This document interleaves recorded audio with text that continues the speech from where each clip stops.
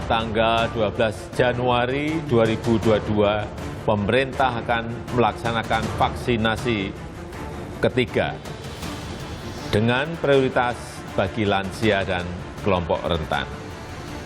Upaya ini penting dilakukan untuk meningkatkan kekebalan tubuh masyarakat, mengingat virus COVID-19 yang terus bermutasi. Untuk itu, saya telah memutuskan pemberian vaksin ketiga ini gratis bagi seluruh masyarakat Indonesia. Karena, sekali lagi, saya tegaskan bahwa keselamatan rakyat adalah yang utama. Begitulah pernyataan Presiden Joko Widodo mengenai pelaksanaan vaksinasi dosis ketiga atau vaksin booster yang sudah dimulai pada 12 Januari lalu. Adapun prioritas sasaran vaksinasi booster ini adalah warga lansia dan kelompok rentan. Adapun syarat dan ketentuan yang dibutuhkan untuk menerima vaksinasi dosis ketiga ini, yakni calon penerima vaksin sudah menerima vaksin COVID-19 dosis kedua minimal 6 bulan lalu. Sebelumnya, Menteri Kesehatan Budi Gunadi Sadikin menyebutkan tingkat transmisi varian Omikron lebih tinggi dari varian Delta dan berpotensi menimbulkan gelombang baru COVID-19. Hingga 10 Januari 2022 tercatat ada 414 kasus terkonfirmasi varian Omikron di tanah air. Sehingga percepatan vaksinasi harus gencar dilakukan, termasuk dengan memulai vaksin ketiga atau booster ini. Tercatat ada lebih dari 20 juta penduduk yang memenuhi kriteria penerima vaksin booster. Selain itu, Budi memperkirakan setidaknya dibutuhkan 230 juta dosis vaksin untuk program vaksinasi ini.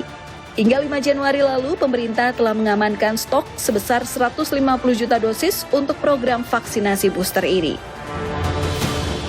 Terkait jenis vaksin yang digunakan untuk booster, Badan Pengawas Obat dan Makanan atau BPOM telah menerbitkan izin penggunaan darurat atau Emergency Use atau EUA untuk 5 jenis vaksin. Kelima vaksin itu adalah vaksin CoronaVac, PT Bio Farma, Pfizer, AstraZeneca, Moderna, dan Civivax. Pemberian izin penggunaan darurat ini telah melalui rekomendasi dari Komite Penasihat Ahli Imunisasi Nasional atau ITAGI. Pemberian izin ini diberikan untuk skema homologus atau penyuntikan dosis ketiga dengan merek yang sama dengan 2 dosis vaksin sebelumnya, serta heterologus atau pemberian vaksin dosis ketiga berbeda dengan 2 dosis vaksin sebelumnya. Kriteria penerima vaksin booster antara lain, yang pertama, orang dewasa berusia di atas 18 tahun. Kedua, telah mendapatkan dosis vaksin kedua dengan jangka waktu lebih dari 6 bulan. Ketiga, berada di kabupaten atau kota yang sudah memenuhi kriteria vaksinasi atau 70% vaksinasi dosis pertama dan 60% vaksinasi dosis kedua. Kabar lain datang dari perkembangan vaksin buatan dalam negeri, yakni vaksin merah putih dan vaksin Nusantara yang bakal menjadi opsi untuk vaksin booster. Presiden Joko Widodo pun telah meminta sejumlah pihak untuk terus mengembangkan vaksin produksi lokal ini. Erlangga melaporkan sudah ada beberapa vaksin merah putih yang sudah masuk tahap uji coba.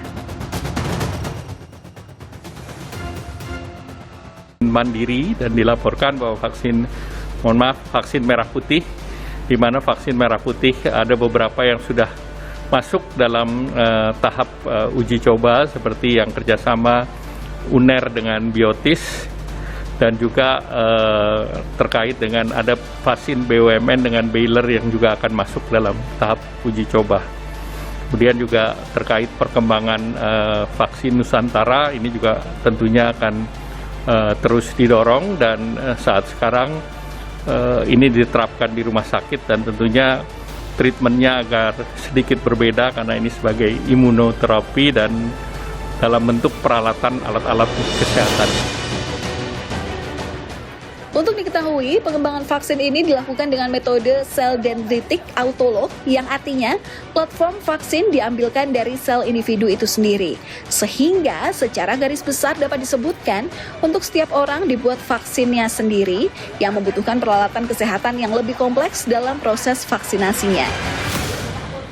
Terkait izin penggunaannya, Kepala Badan Pengawas Obat dan Makanan, Penny Lukito mengatakan, izin penggunaan darurat vaksin Nusantara sebagai vaksin booster tidak terkait dengan lembaganya. Sebab pemberian vaksin Nusantara bersifat individual dan berbasis pada fasilitas pelayanan. Muncul pertanyaan, Apakah jenis vaksin booster harus seragam dengan penyuntikan vaksin pertama dan kedua? Untuk skema jenis vaksin yang disuntikan, anggota Komite Penasihat Ahli Imunisasi Nasional atau ITAGI, Profesor Dr. Sujatmiko mengatakan, kombinasi vaksin booster harus mempertimbangkan segi keamanan dan logistiknya, sehingga masyarakat tidak bisa memilih jenis vaksin booster. Jadi intinya begini, bahwa BPOM mengeluarkan emergency use authorization untuk vaksin-vaksin itu berarti boleh dipakai untuk booster. Nah, bagaimana kombinasinya booster itu akan ditentukan bersama ITAGI dan Kementerian Kesehatan dengan mempertimbangkan tadi imunogenisitasnya, keamanan, dan juga logistiknya. Kalau semua nanti milih merek yang A semua, jadi semua, maka ada vaksin yang tidak terpakai atau malah kekurangan. Jadi masyarakat tidak bisa bebas memilih, nanti akan dibikin kombinasinya. Vaksin booster diyakini penting untuk memperkuat kekebalan di masa pandemi yang kini kembali dibayangi oleh ancaman varian Omikron. Selain menuntaskan target vaksinasi dosis pertama dan kedua, vaksinasi penguat juga perlu dipercepat dengan menimbang prioritas dan rasa keadilan di masyarakat.